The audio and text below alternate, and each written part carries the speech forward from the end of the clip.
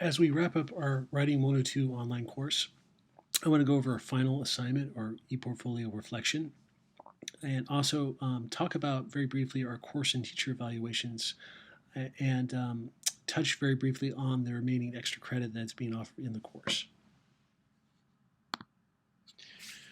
Course and teacher evaluations are due midnight Sunday, May 1st.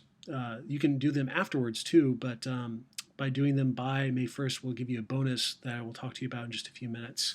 And our final ePortfolio reflection is going to be due midnight Friday on May the 6th. The purpose of our teacher evaluations is to give useful feedback on teachers' performance and the overall course itself. These responses will help decision makers make important decisions about development, tenure and promotion, and compensation and awards. So please answer the questions thoughtfully and honestly. Maintain a formal tone in your response. All responses are anonymous. The only thing that I see is the number of students that have completed them. I'll talk about that in just a moment. The university offers students who complete their evaluations in a timely manner two bonuses. The first one is that those students who submit all their evaluations, not just for this class, but all their evaluations, before final grades are able to view their grades up to 12 hours earlier than other students. And students will also be allowed to register a day early for the following fall or spring term. So again, that's if you complete all your evaluations, not just for this class. For this class, I have the following bonus put in place. If half the class, that's 50% of students, complete the course and teacher evaluation form by midnight on Sunday, the May 1st, and if your final grade falls within 1 percentage point of a higher grade in our plus minus grading scale, I will enter that higher grade as your final course grade.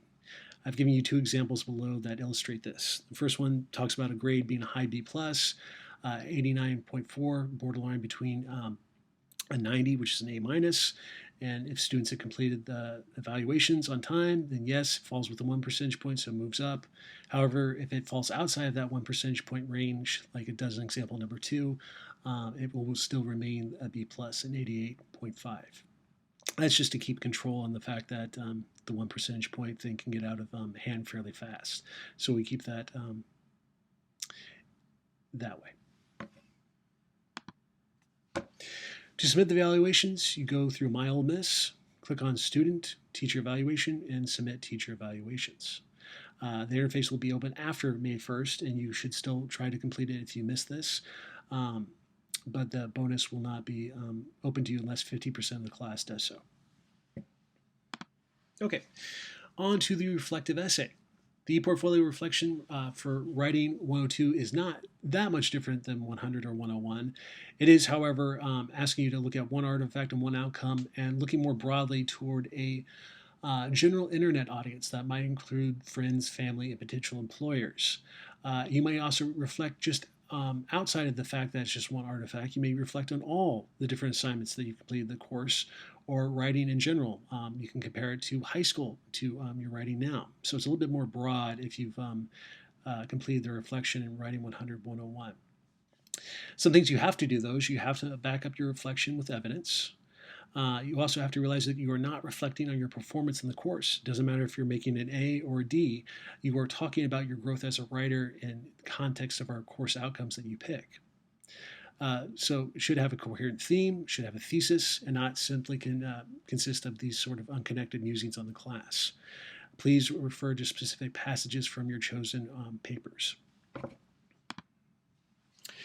Weaker reflective essays, you generally do something of the following. They make weak and general claims about the strengths of the course. It's what we call glow.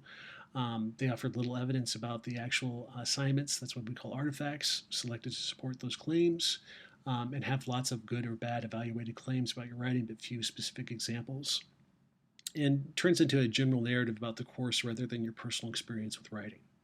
So any one of the small reflections that you've completed over the course of the semester are fair game to be turned into this larger assignment.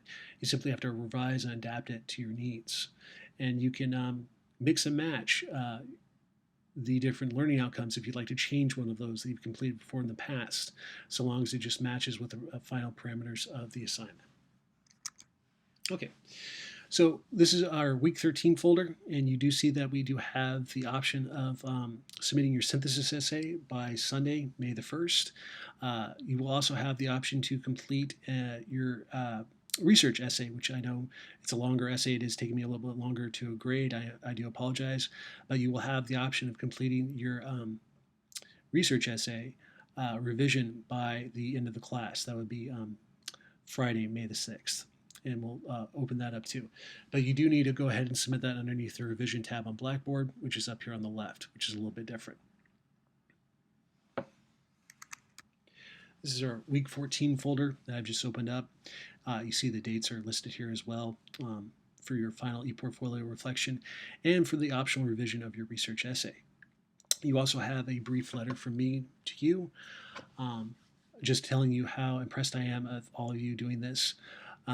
This is a really challenging class when it's taught face-to-face. I think it's even more challenging when it's taken online, and I'm really happy to see how many of you have risen to the occasion to not only meet expectations, but to exceed expectations placed upon you in the course too. By far, the biggest issue I could imagine anyone taking this class would be to procrastinate on assignments. However, the vast majority of you did an excellent job at time management and completing assignments on time, and also being active participants in the course. So I really appreciate that. And there's one thing I hope you guys take away from this class is to think about revision and to see things new in your writing again once you look at them. And if you see me around campus, please introduce yourself. I'd love to talk to you and get to know you. You can say, hey, I was your online student in spring 2016. I'll say, great. And be great to get to know some of you guys.